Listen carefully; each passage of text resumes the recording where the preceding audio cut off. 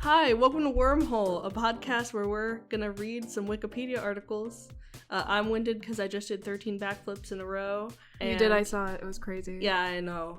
It's a feat of athletics. I've never seen anything like that before. Peak condition. In an apartment, no less. Not even outside. I was dodging furniture left and right. So how are you doing, Ray? I'm doing pretty good. Yeah, you're wearing a Care Bear shirt. I am. How are you, Toby? I'm doing okay. I'm ready for some Wikipedia articles. Some articles. I've only eaten sour cream and onion chips today. What the fuck, Toby? And I'm ready to go. Toby? Yeah. What the fuck? Listen, I'm gonna eat after. So you're gonna come into the podcast with the least amount of energy you can have. Give us nothing. Giving us nothing, King. No, I'm full of energy. I'm full of zest. I'm ready to go. True. You did just do 13 backflips. I did just do, to show you the amount of energy I have, I did 13 backflips. And you still don't believe me. So. I don't. I think you need to do 13 more. Okay, ready? Yeah. I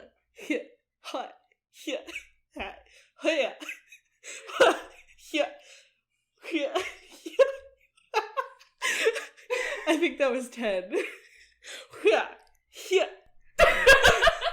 Okay. Ta-da! That was 13. That was crazy. Yeah. Ray saw the confusion on my face while I was trying to count to 13 in my head while making terrible backflip noises. It was crazy. Yeah. Well, you were actually doing I was actually doing backflips. And counting. It was kind of insane. It should be an Olympic sport. It should be. Yeah. And it is. It is. Okay. So, last week, you gave me a Wikipedia article, as we do. And you gave me bliss, in parentheses, image.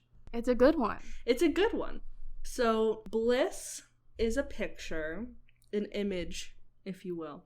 In parentheses. In parentheses. And it's the iconic, like, Windows XP background, desktop background, where it's a beautiful blue sky with, like, fluffy white clouds going over the sky, giant green hills. It looks surreal. I've seen it described as like a liminal space before because it doesn't seem real. Mm-hmm.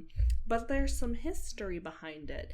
And I also want to preface this by saying I kind of made a challenge for myself while I was researching. I decided to go as far as I could from just clicking on links in the Wikipedia articles. And, like, just seeing where you end up? Seeing where I end up. Okay. Seeing how far away from the original I could go. And I got far away from the original article. But you'll see how that turned out. Okay. You have seen bliss before. If you are over the age of, like, I'd say 16? Yeah. You've seen bliss. Like, absolutely. It's 2010. You open your mom's computer to play some Club Penguin. You've seen bliss. It was there. I'll circle back to this later, but it's theorized to be the most viewed photograph in human history because it was on every Windows computer and there were billions of Windows computers sold. I have one right now. Yeah. But there's no bliss on it. I do think it would be funny, though, to replace my, like... It's like a crunchy-ass Care Bears picture. Yeah. I think I should replace it with bliss. Yeah, I think it would... put Care Bears in bliss. Holy shit. Yeah. Did that just do something for you? Because my massive I mean, I have plans for the rest of the day now. You're gonna spend 12 hours photoshopping Care Bears into bliss. I've spent 12 hours doing much less. That is completely fair. Me too. Okay, so bliss. It was originally titled Bucolic Green Hills, and it was taken by Charles O'Rear in 1996. It's an unedited film photograph. Yeah. Oh my god. And it was taken in the Los Carneros American Viticultural Area of California wine country. Microsoft bought the rights to Bliss in 2000. And like I said, it's possibly the most viewed photograph in history. Something cute, like a cute little detail about the picture, was that every Friday, Charles would drive to his girlfriend's house, who is now his wife. Oh. And the photo was taken. He stopped because he saw the beautiful hills on his way to see his girlfriend. So it's kind of an immortalization of this man's love for his wife. Is that why it's called Bliss? No, Microsoft renamed it. Oh, but that would be so cute if it was like, well, these hills, because I see it every time I see you. Yeah. This moment in time that was photographed is basically the only time those hills ever looked like that. Oh, no, I'm scared. No. It's just interesting. Okay, I was thinking you were going to be like, and then they bulldozed it the next week. No! Okay. The hill usually had vineyards on it. But because of a recent Phylloxera infestation, which is a pest, all the vines and like parts of the vineyard had to be pulled out, and then the grass had healed over it. So that's why it's just this empty green hill. And a lot of the discourse about this photo that I saw were people saying that it was Photoshopped because reality doesn't look like that. Mm-hmm. Saying like there's no place on earth that is like that empty, that pristine, that green. This man used the heal tool. Apparently he did not. He swears it's just film photography. He's quoted as saying when he saw it, he thought, "There it was, my God, the grass is perfect. It's green, the sun is out, there's some clouds." That's how I feel like whenever I like go outside after like a couple days indoors. Yeah, you're like, there it is, my God. They tell you touching grass is good for you, and I don't realize it until I do it. And then you're like, oh, I needed this. Yeah. Yeah, that was the only time that it looked like that, because before it had vineyards, and then afterwards it had vineyards. Apparently, Microsoft didn't just buy temporary rights to the photo, they bought the photo, like all the rights to the photo. And apparently they bought it for a number that was in the low six figures. So for as much as they used it, I feel like they've probably made a good couple millions of dollars with that photo. Like, maybe not just because of that photo, but it was used in, like, all of their products. It was also used in a $20 million marketing campaign. Yeah. So, but they also bought other photos of his, and Bliss was just the one they decided to use. They bought another photo of his. The other photo is called Sadness. You're so right. Okay, the other one was called Red Moon Desert, and it was for Windows XP, and it was the first one that they wanted to make the default wallpaper, but when they showed it to testers, people compared it to a butt, and they were like, we can't use that. There's a butt on my screen. There's a butt on my screen. Oh my Bill, God. Mr. Gates, there's a butt on my screen. Bill Gates, look at my screen. There's a fucking butt there. Do you have it? No, I don't. I'm looking it up. I want to see this butt. Okay, does it look like a butt to you? Like a really weird shaped butt, okay. I guess. Oh, no, I see it. I see it a bit. It's honestly not as bad as it could be. It looks like you're looking at someone laying on their stomach and you see their butt to the right and their legs going off the screen to the left. A little bit, yeah. It looks like somebody took one of those like Zen garden things and went through it. Yeah, it's really pretty. It is really pretty. This very, very like vibrant orangey red in the sandy hills, contrasted by like a very vibrant blue nighttime sky with a moon in the background. It's very picturesque, but I also see why they didn't use it. I feel like Bliss is a lot more relatable to an American audience. It's also very like bright and sunny and energetic, which I think is maybe the brand they were going for. Yeah. And also like computers are scary a little bit, especially like if you're first picking it up. Yeah. And so to see a screen that looks familiar is definitely better than seeing like a place that maybe you've never been before. Yeah, that makes sense. And also, this brings up that O'Rear was a photographer for National Geographic for 20 years. And there's a quote from him that I don't have on hand, but he was essentially like, I've done photographs for National Geographic for 20 years, but I am always going to be known as the person who took the Bliss photo. He has a quote where he says that he feels like he didn't create it. Because it's unedited and it's a film photograph, he feels like there wasn't enough artistic choices in it for him to say that he created it. He feels like he was just there at the right moment and documented it, which I would argue with him that he's wrong. That sounds to me like classic, like, artist beating himself up. Yeah. I don't know. Art is so many different things. You don't have to always, like, edit the shit out of something in order for it to be beautiful. Sometimes it's better not to. Like, there's a reason this image is so popular. And also, as an artist, oftentimes you're being paid for your experience. And he was a National Geographic nature photographer for 20 years, so he knows how to compose a landscape in a photograph, and he knows how to choose the right lens. He knows how to, focus the camera right. Like, he has experience, and maybe it didn't feel creative to him because he's done it before, but, like, I don't know if an amateur photographer could have taken that photo as easily. Yeah. Right? And, like, he didn't wake up one day and, like, know how to do this. He spent 20 years becoming Mr. Camera. They call me Mr. Camera. He's Mr. Camera. Yeah. And that's not easy to be. It's not easy to be Mr. Camera. You wake up every morning, you have to clean your big lens face.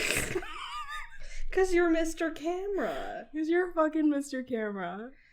I read his article, and I was like, wait, back up a second. What's Phylloxera? The thing that destroyed the vineyard that had to be torn out, that created the beautiful photo we know as Bliss. So, Phylloxera, it's a grape insect pest that affects grapevines worldwide. It's like one of the greatest, like, plagues that affects grape crops across the world. It's originally native to eastern North America. So they feed on the plant sap, and they're, like, microscopic, so you can't tell where they are. They're like robbers. I don't know. They plan this little heist that they can just do because they're like Ant-Man. They're just like Marvel's Ant-Man. Maybe they're blaming this with Phylloxera. It's actually fucking Ant-Man. It's Ant-Man. And I think this is a travesty. They're blaming these tiny little innocent bugs, but it's a guy in a suit. And it's disgusting, honestly. So it also creates a secondary fungal infection on plants because they, like, seal off the plant's, like, transport method for moisture, so it gets trapped in the plant. And then that creates a fungal infection. There's some plants that are naturally resistant to Phylloxera, and some aren't. Okay. So grapes aren't? No, it's different kinds of grapes. Oh, so some grapes are so strong. Some grapes are so strong. They have big muscles, and they're sexy. And they're okay. I'm not gonna repeat that part. So this shit has been destroying crops for hundreds of years. It was introduced to Europe when Victorian botanists. It's always Victorian folks. I feel like in every story, Victorian folks messed something up real bad. They collected samples from America and brought them back in the 1850s. And they immediately started ruining entire crops and, like, regions. And this, Toby, is why you can't bring outside firewood into a campground. I know. I was not aware of that. But Ray, who is the camping expert at large, told me you can't bring in firewood from another state. It's another like region? The area, like the local area, because of this, because bugs hold on to shit. Yeah, and they're microscopic, and you can't see them, and then they eat all your sexy grapes. Yeah. So in France alone, wine production went from 84.5 hectoliters, which is a lot of liters, to only 23.4 million hectoliters in 1889. So not good. And France loves their wine. Some estimates say that 2/3 to 9/10 of all European vineyards were destroyed. Oh my god. Yeah. Is this why all of the wars started? All of the wars.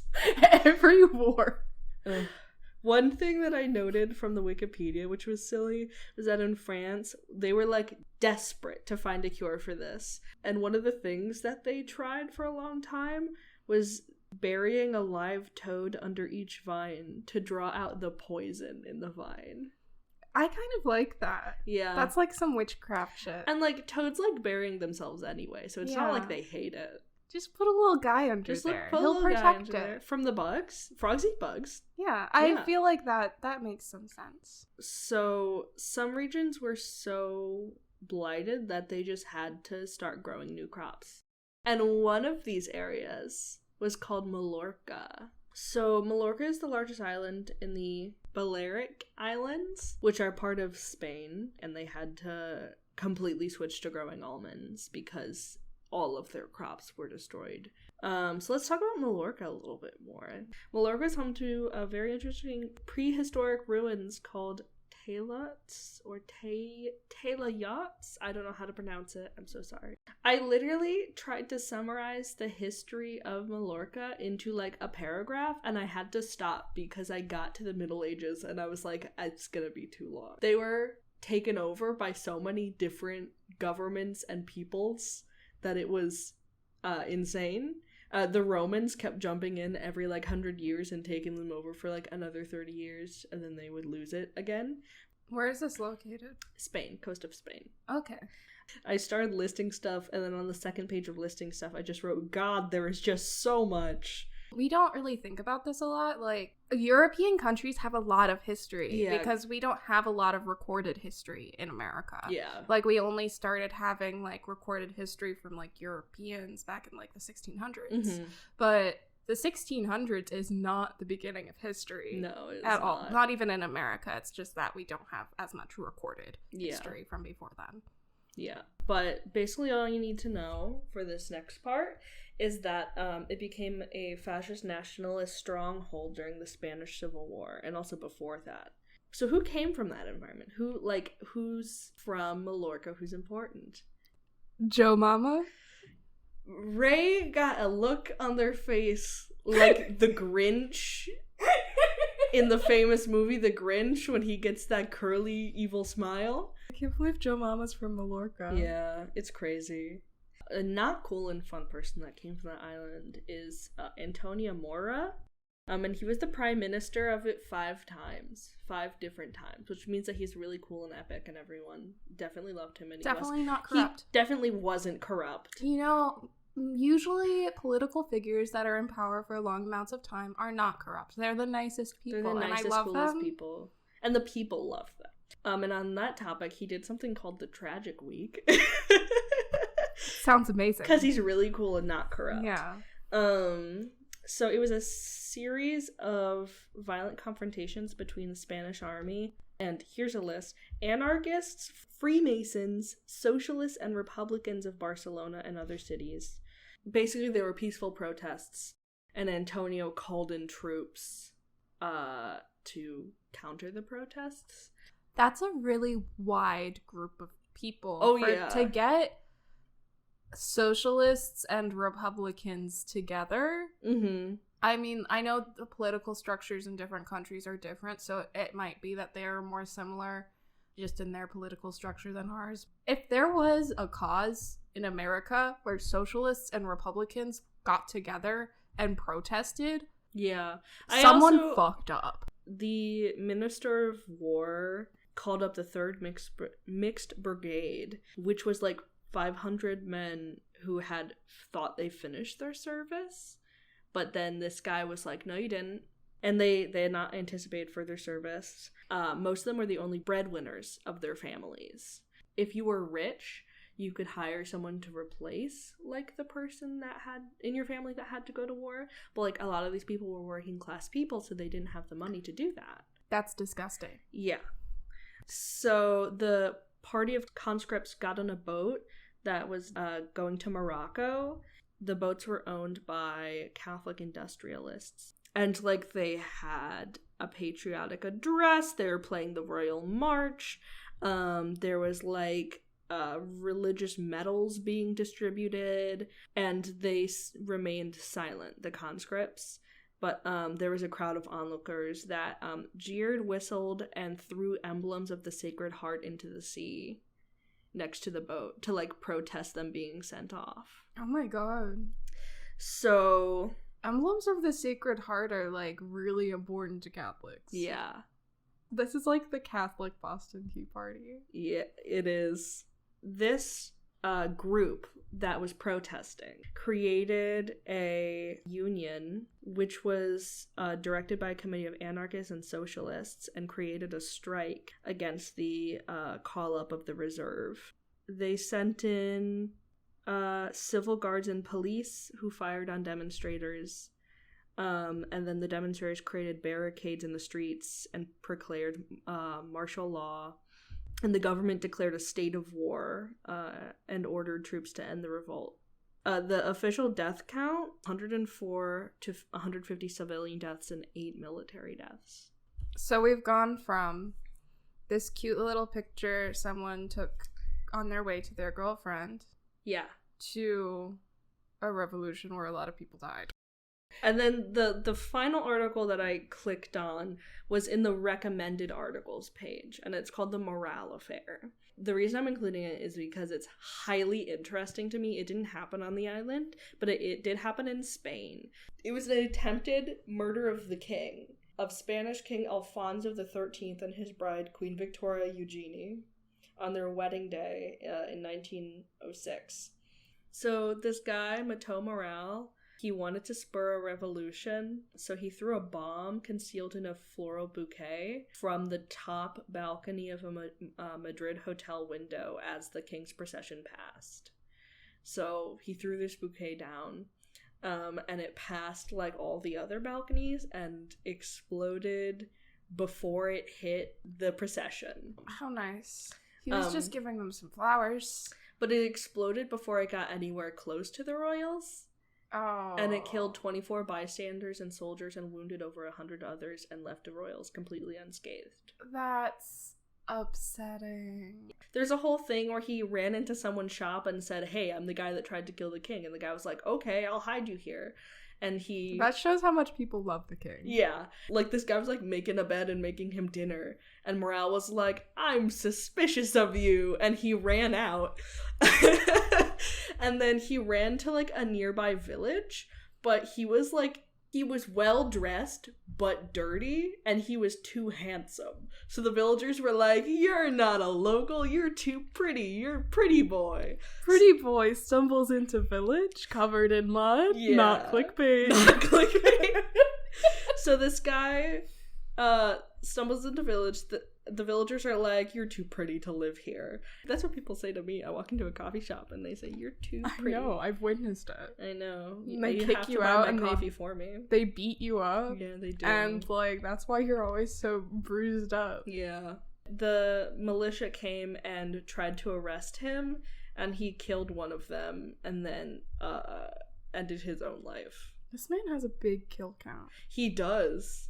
So the guy who let him stay in his house had owned a journal, and he published a thing in his journal saying, "We do not support the guy who tried to kill the king." And like a newspaper type journal. Okay, I thought you meant like he just like wrote this in his like diary. No. Dear diary. Dear diary, I want you to know I don't support the king. Yeah. Goodbye. The militia was like, "Yes, you do."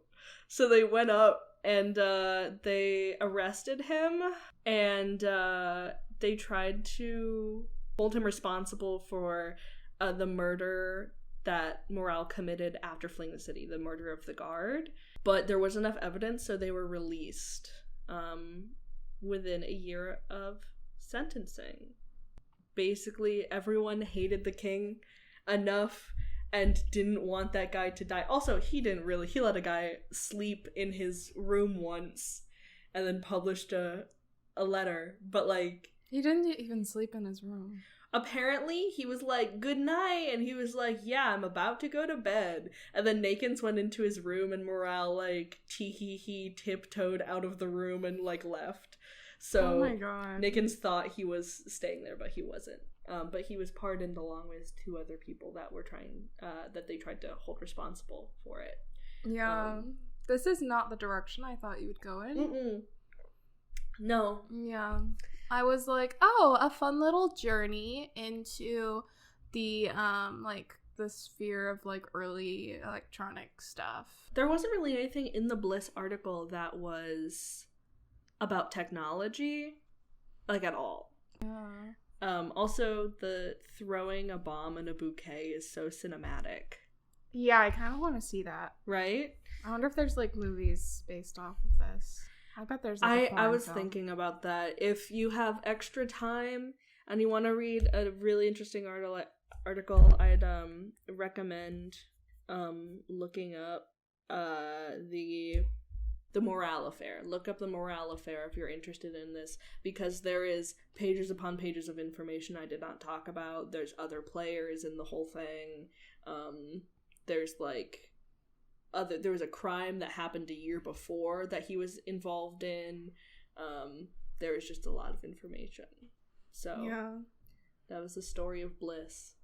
Yeah, it was very blissful. It's very, very blissful. If there's one thing I would say about it, it was that it was very blissful. Yeah. Yeah. Yeah. Yeah. Yeah. Yeah. Yeah.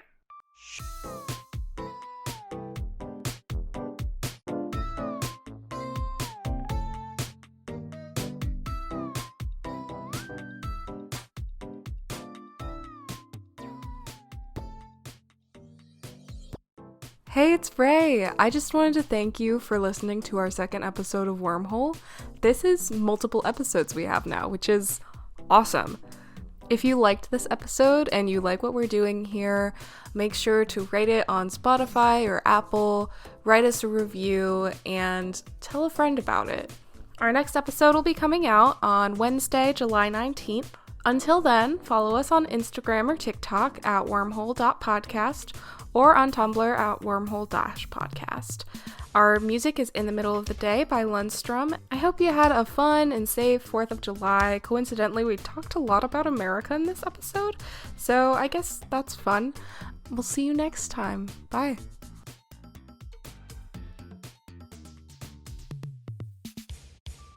Do you have a little story to tell us about one Mr. President Joe Biden? I do have a little story to tell about Mr. President Joe Biden. And so for like our little middle section that we're doing, I'm going to tell you about the Joe Biden lore, which I briefly mentioned last time. And yeah, so just to explain what this is. Most people, when they talk to their friends, you know, they like talk shit, they talk about their lives. I play fucking pretend. I like weave alternate realities with people, and that's fun for me.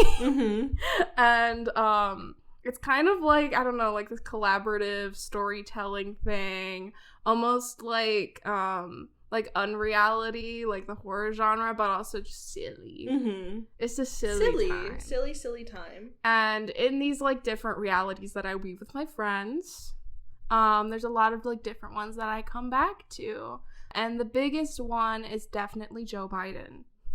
Yeah, because he's a silly guy. He's a silly guy. He's a silly guy. So Joe Biden, within this alternate reality, has a lot of lore. This is something that we've built over a lot of time. Yes. And I don't even know if I remember it all. I've written down as much as I can think of right now, but I don't know if this is exactly all of it. This is just a brief overview. Also, like, not all of this is like completely original. Like, obviously, like, we are also influenced by the internet. Joe Biden is a notorious silly man on the internet. And someday I do want to make like a comprehensive like PowerPoint of every single little bit of the lore, but that is not today. This is just a little silly little middle section where I tell you about my funny stories about Joe Biden. Yes, you've made that very clear. So, like any good story, this story starts with Nancy Pelosi. Mm-hmm. Nancy Pelosi in this universe is an entity. Like, she exists multiple places at once. She sees you, probably right now. She's like Santa Claus. Yeah, so, like, I don't know, like, you turn around, you're like, Nancy Pelosi, what are you doing here? That's one of the pieces of information that I know. Yeah. Is, walking around a corner and saying, Nancy Pelosi, what are you doing here? Is a common bit in this household. And this is based in reality? Yeah. I don't even know how I got signed up for them. I get, like, emails from Nancy Pelosi, like, her, like, campaigning emails. Really? And they have really fucking scary titles sometimes. I get leftist emails from, like, Planned Parenthood and, Women's March, and like I support those organizations, but also Planned Parenthood sends me emails like it's the end, and I'm like, what? It's scary. It is. And it makes me feel like she's watching me, and she's there at all times, and she is. Okay, the next part of this lore is that Joe Biden steals people's eyes. I don't know if I've told you about this part. You might have. Where does it come from? What's the source? Don't know. A lot of this... It came to you in a dream. A lot of this is literally just, like, weaving alternate realities with the besties. Okay. As you do. Yeah. So, I think part of this is that Nancy Pelosi helps him steal people's eyes. I kind of forget the original parts of this. But he does have a collection of people's eyes that he's stolen from people. And I think that's why people wear glasses. And we both wear glasses. Has he stolen our eyes? Okay. Like, he took them from you. But, like, what is in our current eye sockets? Nothing? No, I'm looking at you, and you have eyes. You have to play in this space with me, Toby. I think this is how he, like, controls people. Yeah. He steals their eyes. And then he has, like, full control over them. This is what happens. Definitely. And also, a really, really important part of this is that Joe Biden is always wearing nipple tassels. Yeah. Under all of his shirts that he wears, he has nipple tassels on. And they're fancy kinds. They have, like, the little, like he's sparkles. A bird. Don't do hand motions like you're whipping them around. Don't do that. You fucking demon. Call me a demon? Just like Joe Biden. Do you know why he wears his nipple tassels? Because he's a sensitive guy.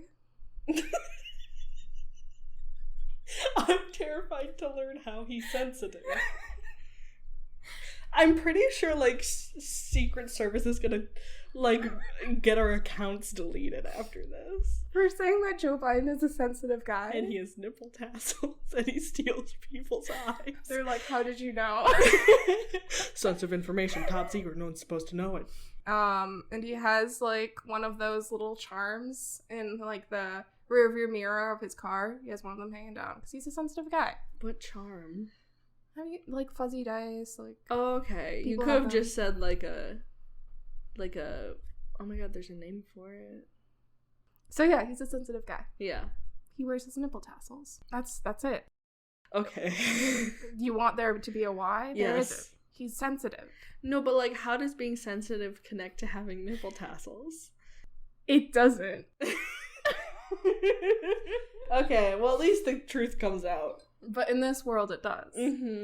In this universe, if you're wearing nipple tassels, it projects that you are a sensitive guy to other people. What if, like, it gets cold out? What if it gets cold? And they'll insulate you from the cold. Oh. People see your nips. You can't have that happen. Oh, the nipple tassels prevent people from seeing your nipples. Yeah. But you can definitely see the tassels through the shirt. But it's not nipples. And, like, he's sensitive about that. He doesn't want people seeing his nips. How old is this man? We're yassifying like an 80-year-old man. Continue your Joe Biden lore. Okay. So, let me set up this world a little bit. So, in this world, you know how we have, like, every month you see, like, a little article that's like, the new superfruit. Mm-hmm. Eat this banana. I know where you are going with this. I'm familiar with this. Yeah. So, in this world, a new superfood has come out. Yeah. And it's gasoline. Yeah. I wouldn't say come out as if more the health benefits have been discovered. Sure. Yeah. And so everybody started drinking gasoline. And only gasoline, because it doesn't work if you eat anything else. It's only gasoline, and you have to drink it. And it's so good for you. It has so many health benefits. It's the new superfood. It's what everybody wants to drink. So you can see there's some problems with this. If everybody's drinking gasoline, like, that's not good. Mm-hmm. So the government had to, like, limit this drinking of gasoline. How do they do that? You can only drink gasoline out of a registered sippy cup. Okay. Yeah. Is it normal, like, child sippy cup size? It is like a sippy cup size. It's also like those red cans that you fill with gas. Got it. Yeah. Mm-hmm. And so one man thought he could get past that. He thought he was good to go. He thought, I'm the president of the United States of America. Mm-hmm. I don't need a registered sippy cup.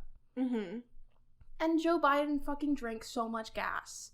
He drank it out of whatever he wanted to drink it out of. This is why the gas prices are so high. Oh. Because he drank it all. All of it. He drank so much fucking gas, Toby. Okay. Compared to the entire U.S. population. Yeah. What did they do with him? Put him in jail. They put him in a cage. Oh my god, I was right? Yeah, they put him in a cage under the White House. Oh my god, with the demon cat. Yeah. He's chilling with the demon cat right now. Oh my god. And so there's, like, a window above this cage where people can, like, look down at him. And it's like a little petting zoo. Like, you get to see little Joe Biden run around. And does he run around? I mean, probably not. Yeah. But you can visit the White House, and there's a big window in the grass, and you can see little Joe Biden down there. Oh my gosh. He's just looking at people's butts all day. If there's one thing I know about Joe Biden, is he loves butts. That's why he has the, like, desert moon background instead of the bliss background. Yeah. He's a real ass man. He loves ass. Mm-hmm. So yeah, that's probably the main chunk of the lore. Joe Biden drank too much gas, got put in the cage. Mm-hmm. I did have, like, a little picture I had edited out at one point. I was like, a fake advertisement for a gas station. This is how far I go with this reality. It's like a fake advertisement for a gas station. It said, "Gas so good they'll put you in the cage." I have two other small things. Eggs in this universe, they don't come from chickens. Oh. No. Can I guess who they come from? Who they come from? Is it Joe Biden? Joe Biden. God damn it. Joe Biden lays the eggs, and he is responsible for our egg supply. And do you know why eggs have gotten so expensive? Because Joe Biden is getting fucking lazy and isn't laying them enough. Maybe the gasoline is interrupting the natural process. But it's the superfood. It's good for him. But he's drinking so much of it. It's a superfood. Okay. Yeah, he needs to start laying. Okay. I genuinely don't know how to respond to this man. An 80-year-old man laying eggs. Also, Joe Biden bought a zoo. Oh, so the movie We Bought a Zoo is about him. Yeah. Why did he buy the zoo? Because he saw the movie. Wait, there was a movie about him buying a zoo and he saw it and he said, I should buy a zoo. Yeah, this part of the lore is purely from the internet. This is from a video I saw that was like an AI generated speech of like Joe Biden saying like, "My fellow Americans, I bought a zoo." But it's a very funny video to me. And so I decided to add it to the lore because why not? Yeah. That's Joe Biden lore. Joe Biden lore, baby. How are you feeling? Informed, educated. Mm-hmm. It's really important that all Americans know about this. It really is. And do you know what else is really important that Americans know about? What is really important that Americans know about? Helicopter prison escapes. Helicopter prison escapes. So last week, you gave me the article on Wikipedia that is the list of helicopter prison escapes. Yes, I did. It's a long article. It is. It's a lot. I know. But it was fun to go through. Most of it. I'm glad. Yeah. So, what is a helicopter prison escape? It's pretty self-explanatory. I was gonna say, yeah. It's pretty much getting out of prison in a helicopter. Mm-hmm. I'll talk about it later. There is some, like, debate over what counts as a successful helicopter prison escape. Interesting. Okay. Yeah. Just a couple things I've learned about helicopter escapes through reading these stories. So before I read this Wikipedia article, I was thinking, you know what? Being a helicopter pilot is something I don't want to do. It sounds pretty dangerous. It's probably pretty hard to fly a helicopter. Like, they fly lower than most things. You probably have a lot of air, it's scary. It is. And I realized, reading this, that I had no idea. Really? Yeah. It's much more dangerous than you thought? Okay. Almost all of these helicopter prison escapes are from hijackings. So this means that someone either gets into just a random helicopter, points a gun at the pilot, and tells them, hey, we're going to go to the prison today.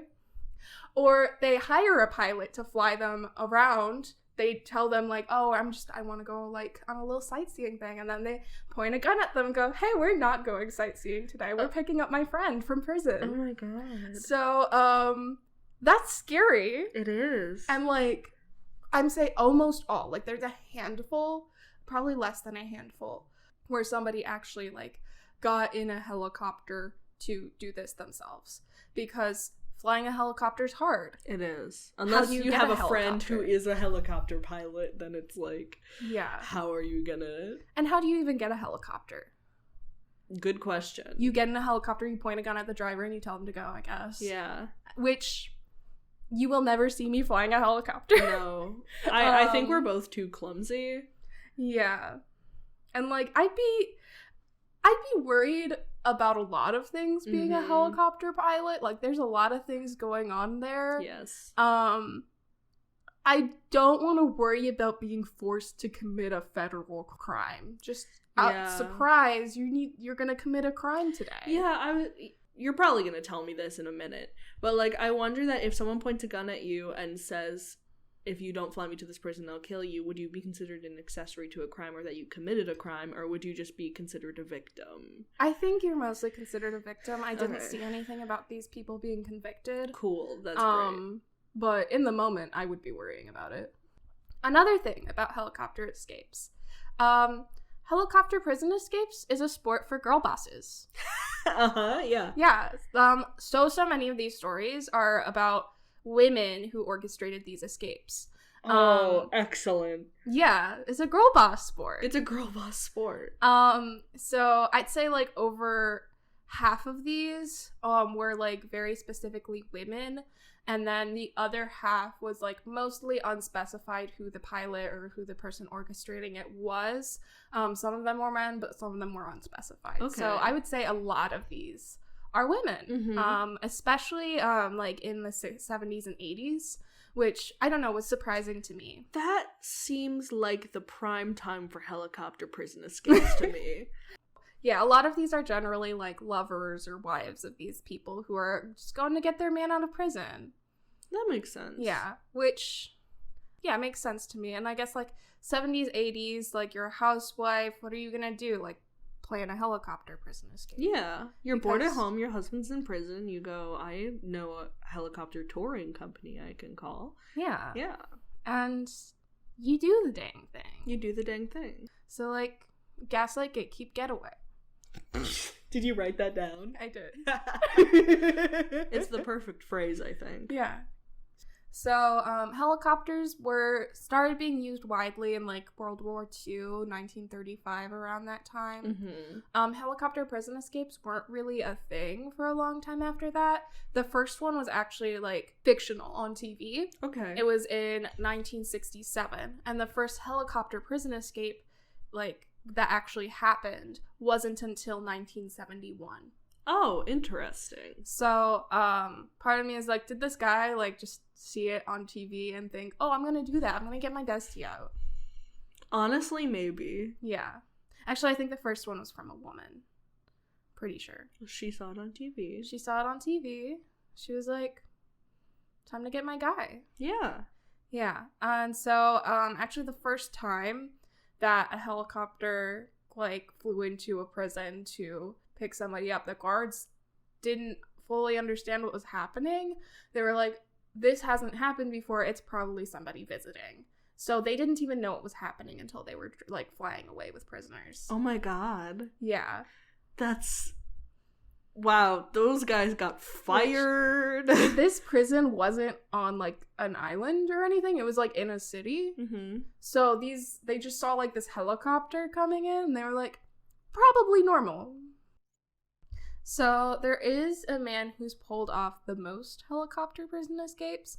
His name is Pascal Payet. I feel like doing one of these would probably be the worst experience of my life. Really? Planning it, being in it, or being the pilot? All of it. Okay. Bad. And this guy said, I'm going to do it 3 times. 3 times? You think by when he did the second time, everyone would be like, no, he's not allowed any communication. Yeah. Keep surveillance on his friends and partner. Like. He did it. So the first time, he got out of a French prison in a hijacked helicopter. Mm-hmm. It was a classic helicopter prison escape. He was on the run for about 2 years. Whoa. And then he was like, you know what? I miss my besties back in prison. Really? He missed his buds. Does it really say that he missed his friends? It didn't say specifically that, but he did go back to prison to pick up his friends in a helicopter. Okay, I thought you were going to say he surrendered himself. No. He planned a whole other prison escape in a helicopter in the same prison just to get his friends. Oh my god. Then after that, he went back to prison, and he was, like you said, one of the most closely surveyed prisoners. Mm-hmm. They knew he had done this twice, and they were like, he can't do this again.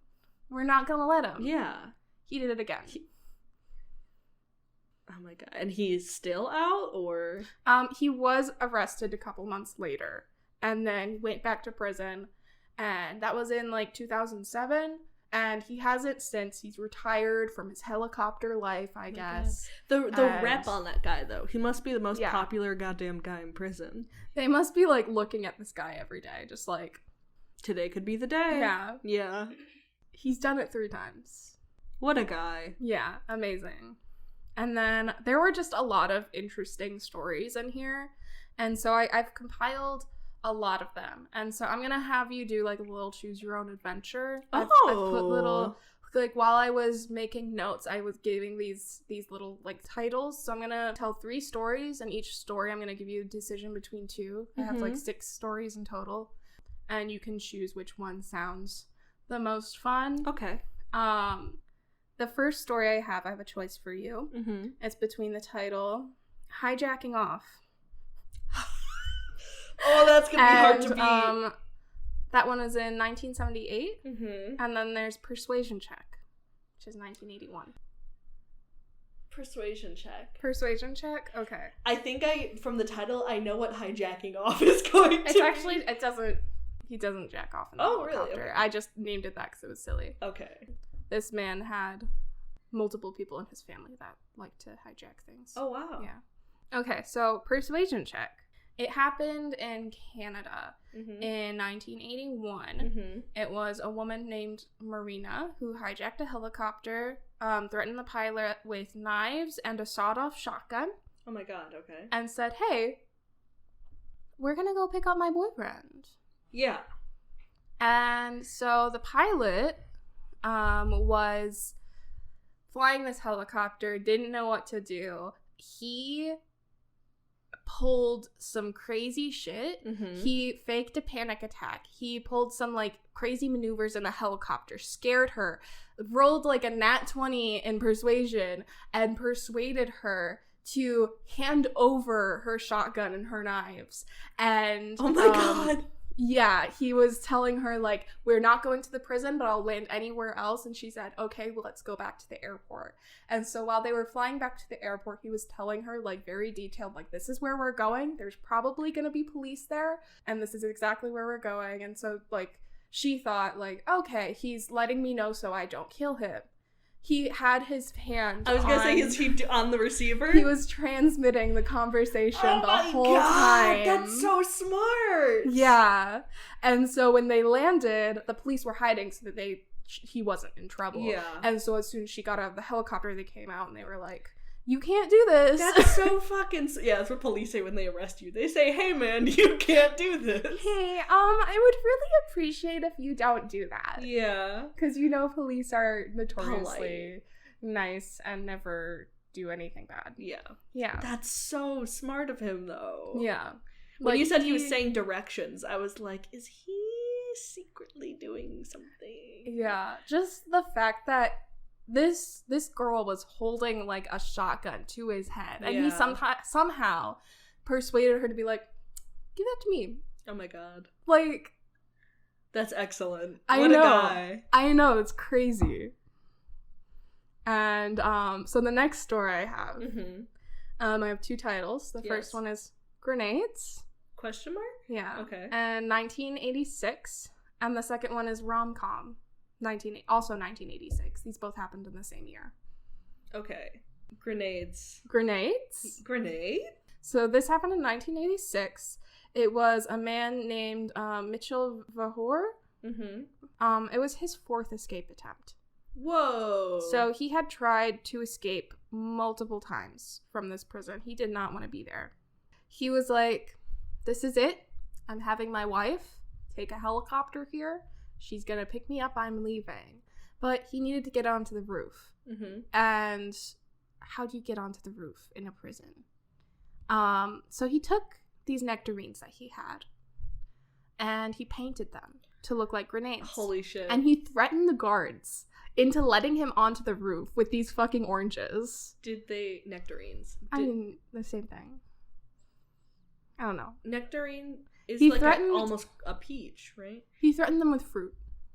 Did it work? It worked. He got onto the roof, and his wife picked him up, this was not a hijacking. His wife learned how to fly a helicopter just to pick up her husband. Girlboss! Gaslight, Gatekeep, Getaway. Gaslight, Gatekeep, Getaway. I love her. Yeah. If I were him, I would lean out of the helicopter as it was flying away and take a bite out of one of the nectarines. He just bit the grenade. Run, duck, take cover.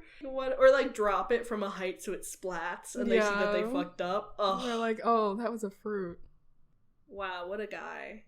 Nectarines are not grenade shaped. Strange. He convinced them. He was getting out. And he got out. So, the next story, I have a choice between The Tale of Red Lucy and The Escape King. Red Lucy is in 1999. The Escape King is in 2007. Ooh, Escape King. Escape King? Great. Yeah. Okay. This one, I have some beef with the list about because it's marked as unsuccessful. But this guy, Nordine Bel Alal, had escaped prison previously in October 2000, December 2000, and August 2004. Oh my god. Yeah. He called himself the Escape King. Yeah. And because he escaped a lot. He previously ran from prison in a van. He stole one of their vans and went away. There was one where he walked out of jail. He just walked out wearing a wig and sunglasses. Oh my god. And he also scaled a prison wall with a rope ladder. Whoa. So he's serious about this. This guy, yeah. He knows what he's doing. Yeah. So typical prison escape, hijacked a helicopter. But when they went to land the helicopter, it was swarmed by other prisoners because they usually land these helicopters in the prison yard where the prisoners exercise and stuff. So that everybody's there. Everybody sees a way to escape. Everybody swarms it. And so the helicopter crashed. But these guys, they thought on their feet. They knew what to do. They took 2 guards as hostages and then escaped by a car that was in the parking lot. Wow. And this guy was only caught again in 2020. Which most of these helicopter prison escapes, they were caught again in a matter of days. So he was caught 13 years later? Mm-hmm. Oh he my had god. 13 years of freedom.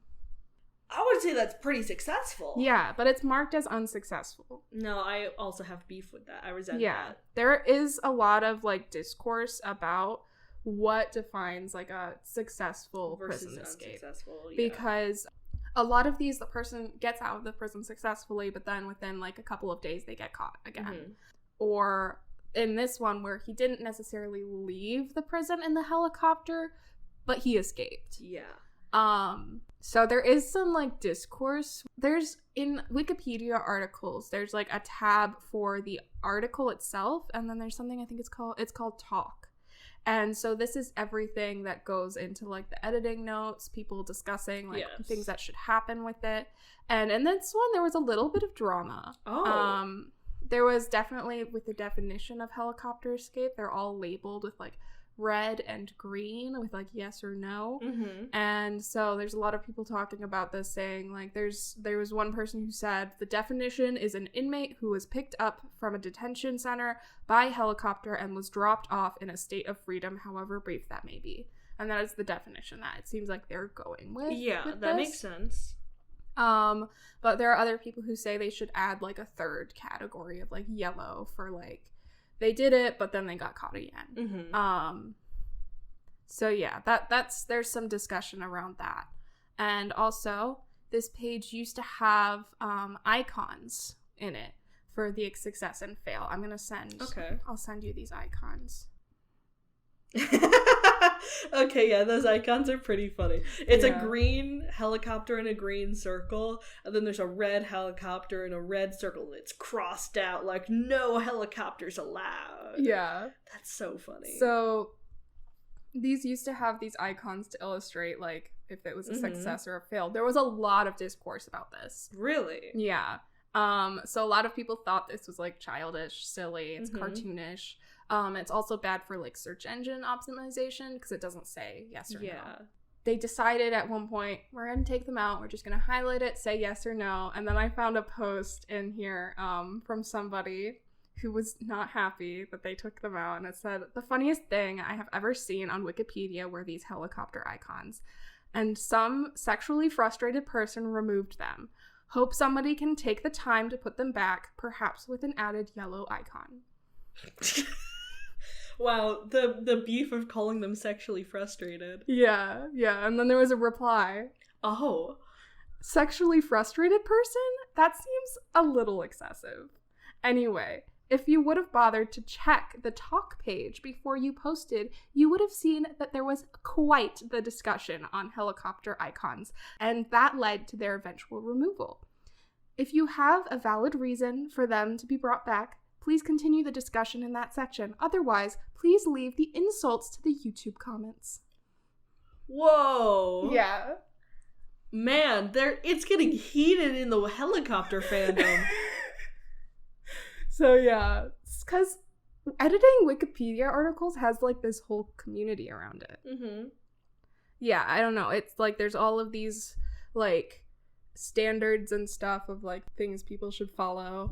And so they're serious about what they do. This was something that caused some discussion. Wikipedia editors get very passionate about editing Wikipedia. Yeah, but also, like, thank God for them, you know? Yeah, absolutely. But also, it's very funny that these two silly icons were, like, people's lives for a couple weeks or whatever. Yeah, it's funny about, like, the amount of discussion and, like, I don't know, just the funniest thing I have ever seen on Wikipedia. Why did you get rid of it? The one thing I was thinking when you initially sent them to me is that they don't really illustrate the concept of successful or not successful very well, because it's like, it looks like helicopter or no helicopter, which is not what's happening. Hey guys, this one didn't have a helicopter, but I still thought it was really cool. I added it to the list. I know, exactly. I feel like it should have, like, I don't know. I don't think the pictures are necessary. I'm on the side of no pictures. They are funny. Yeah, I think they're silly. I think they're good for, like, early 2000s. This page was made in 2014. They're fine for then, I guess. Actually, this page must have not been made in 2014. I don't know when this page was made, actually. Because it's marked as being made in 2014, but there's also a note at the end that says that there was a podcast in 2013 that talked about the page. Oh. Yeah. Which I thought it was interesting that there's a note that like a podcast talked about. I was like, are we gonna be there? We could put it on there. Oh my god. But yeah, that's the tale of the helicopter prison escapes and the history behind it, but also the history of the article itself, I guess. Wow. Yeah. What a story. What a lovely story. What a lovely, lovely story. Good job on the helicopter prison escapes.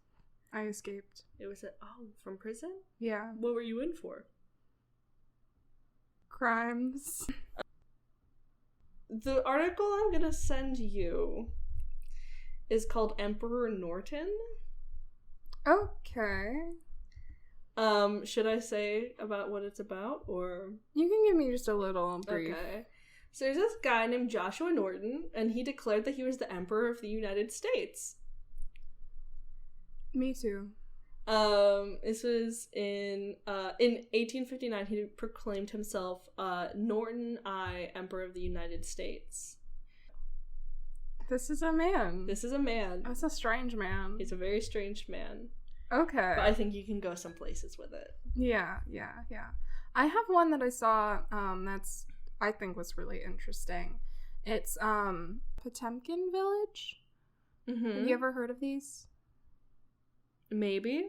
They're fake villages that are constructed for, like, usually political reasons. Oh, for like, the military and stuff? Or... Sometimes. Okay. There's different reasons, I think, for making... I didn't look too far into this.